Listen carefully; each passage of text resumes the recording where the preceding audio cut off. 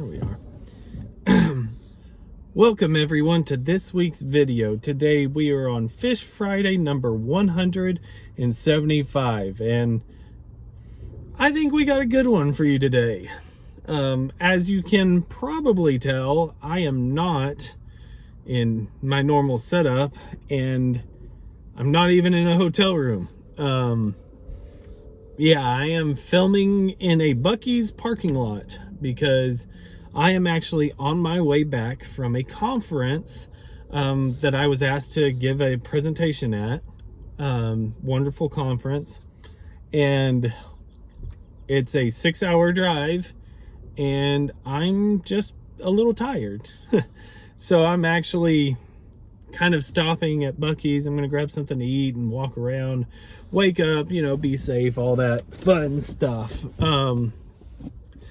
But unfortunately on this trip, my laptop died, which had a video recorded for this. It was actually going to be a relatively neat fish, but I obviously don't have access to it. Well, and I don't want to leave y'all without a video.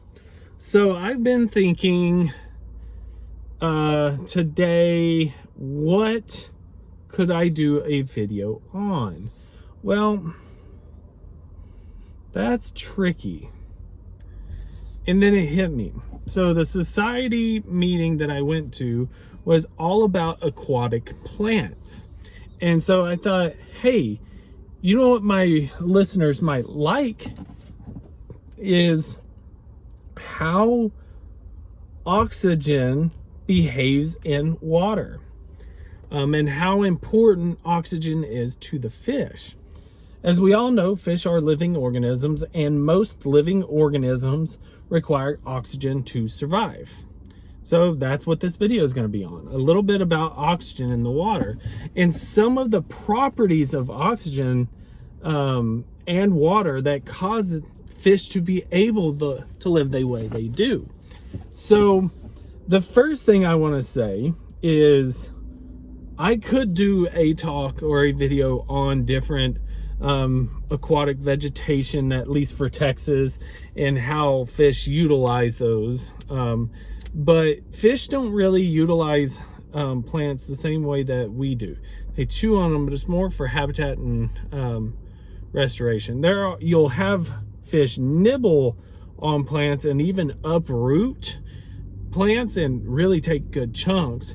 But it's important to note that most of the time fish are going after the periphyte and stuff that's growing on the plants.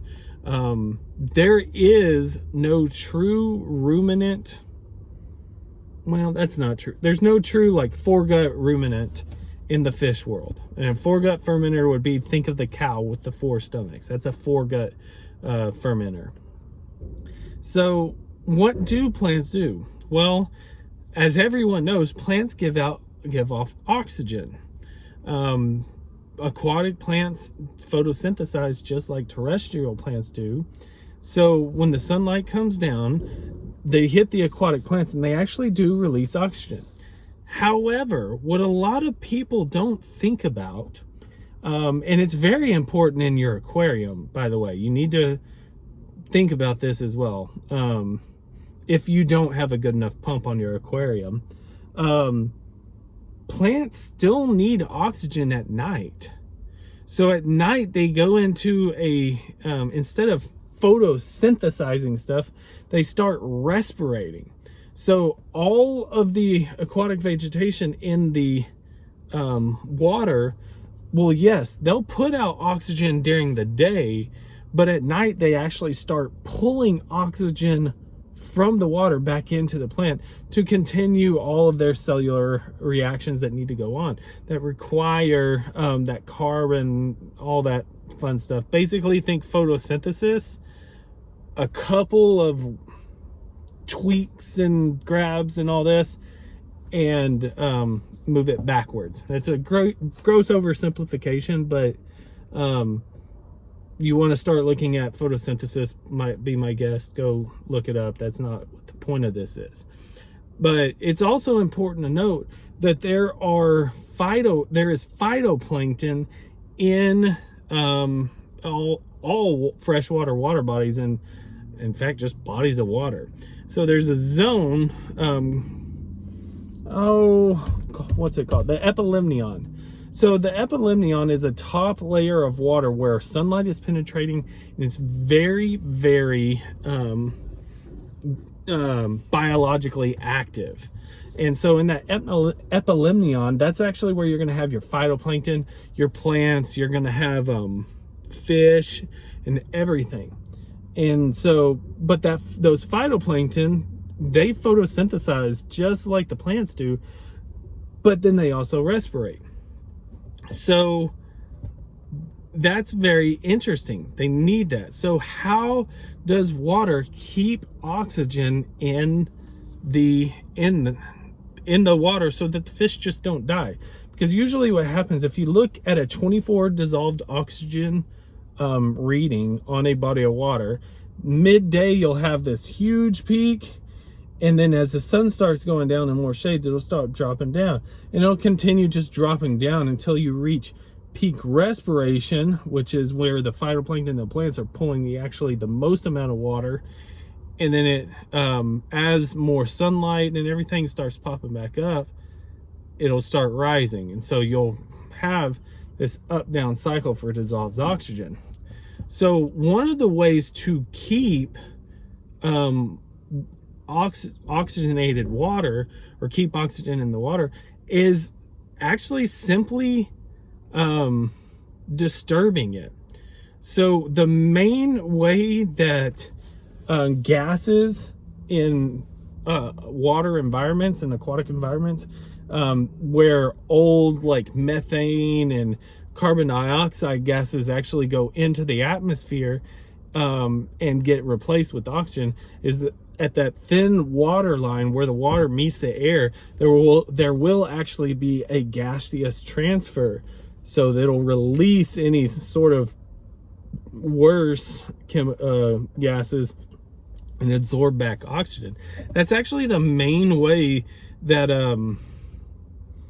water actually gets its oxygen. It's not necessarily from the plants, especially not where I am in the hill country of Texas, where there is almost no plants in the water, and there's very little phytoplankton. That's why it's so hilarious when you talk about, you see these pictures of beautiful streams and things like that, especially mountain streams that are crystal clear water, absolutely crystal clear. A lot of people don't realize that crystal clear water is almost biologically dead. There's nothing going in there, and usually stuff has a hard time surviving in that. Even if it does have oxygen, it doesn't have any basis for a food web in there. So it's actually pretty tricky. But so we continue moving on. But what's actually even more interesting to note is that water can hold oxygen. I shouldn't say that. Water can only hold so much oxygen depending on the temperature of the water. So what's funny is the colder the water is, the more oxygen that water can physically contain within its chemical structure. The warmer it gets, and I'm not a chemist, but the warmer it gets, you can have significant drops off. I believe around 90 degrees Fahrenheit, which would be, oh my goodness, what was that, 25? 90 minus 32 is 68, 58. Divided by 2 is 29. So around 29, 30 degrees Celsius. That's where you're actually going to get, that's very warm water. And that water actually can only hold about 7.5 milligrams per liter, versus 0 degrees Celsius water, or 32, where water is about to freeze. They can hold up to 14 milligrams per liter of dissolved oxygen. And that's important to note, but it's also important to note that that is the maximum potential for dissolved oxygen. And fish and other biotic organisms actually get very stressed when water dips below 4 milligrams per liter. So the maximum potential of warm waters means that you have a whole lot less room for error before you can actually start having dissolved oxygen issues, especially if it's a stagnant body of water. Rivers and streams usually have extremely good oxygen content because that water is moving through. That's why I was saying with planted aquariums, you actually have to be a little careful if you have a heavily planted aquarium, that even though you have all that oxygen in the day, you need to kind of make sure that you have a good enough water flow through there, especially when it's going through that media in your filter, that it creates enough oxygen that it can keep the tank alive even at times of night when the oxygen goes to the bottom. Now, below 0 degrees Celsius, it's, you know, of course, water starts to freeze. But what a lot of people don't realize, actually, there's a very interesting thing about water. So I guess this will be the interesting fact to end the video on. Water is, the warmer water is, the less dense it is. The more active those molecules are in the water, just the less dense and the more that they can move around. So like warm water is lighter water. Think of it that way. And then as the water gets colder and colder, it gets more and more dense. That's why if you go to a pond or even a deep river, the water on the bottom feels really cold as compared to the water at the top.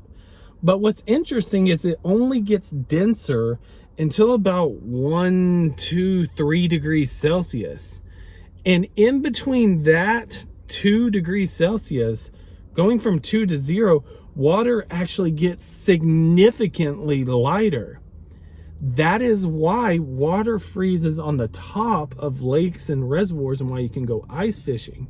And what's even more important is that ice creates a barrier that allows the water underneath the ice to stay warm so that those fish can survive, because fish cannot survive in that cold of an environment. It actually creates a thermal barrier between the water and the outside environment, and why you can have fish in, you know, places that go well below 0 degrees Celsius.